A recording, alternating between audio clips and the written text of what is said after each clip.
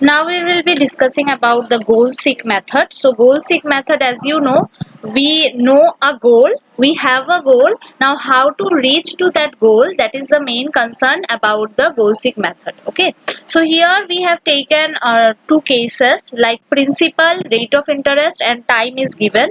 We have to calculate the simple interest. Okay, so we have taken one principal. In the case one is 5,000, rate of interest is 6.5 and time is 5. And how we calculate the simple interest? The formula is principal into rate into time, whole thing divided by 100. So that's why we have written the formula like this: B2 into B3 into B4 divided by 100. Okay, similarly for this one, this interest also, it will come C2 into C3 into C4, whole thing divided by 100. This is the formula for the simple interest. Now the question is that, suppose in case 3 I want the simple interest to be 1000. Okay, so what we will do for this one, for this simple interest to make 1000, or suppose consider it 2000. Okay, suppose simple interest should come out to be 2000.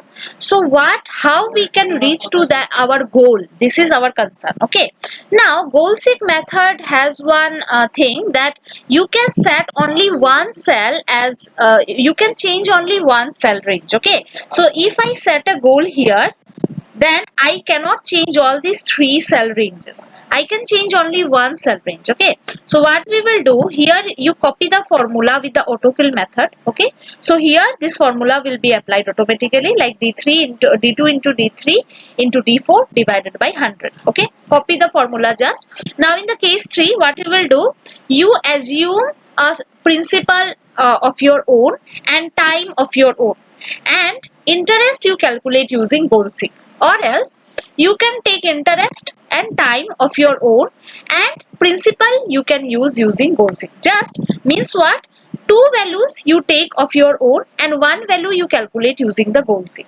Suppose let us take the principal value 5000 and time suppose 5 years. Now my goal should be what?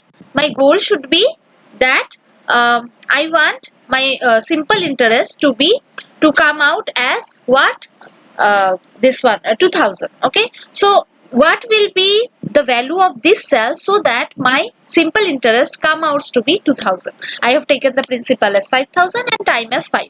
So I told you earlier also that goal seek method does what, only one cell you can make change. You cannot make change in more than one cell. That's why two cells we have taken values and one cell we will use using goal seek.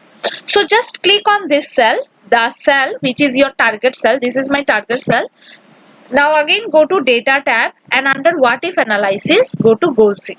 Okay, so you see set cell is already coming out to be this.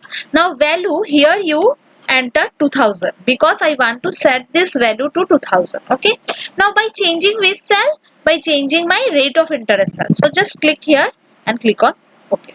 So you see it is calculating here the rate of interest. So when the rate of interest will be 8, then for 5000 principal and time 5 years, it will give me simple interest as 2000. Okay, so this is how we have calculated the goal seek.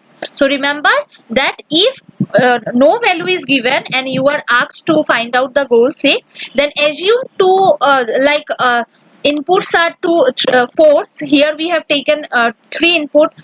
So from 3 input, 2 inputs you take by your own and one input you left space, means you leave some space for this third input, and the third input you do it using goal seek method. Okay, so if there are 3 inputs, remember that 2 inputs you have to take by your own, and one value you leave some space, that you will calculate using the goal seek method. Okay.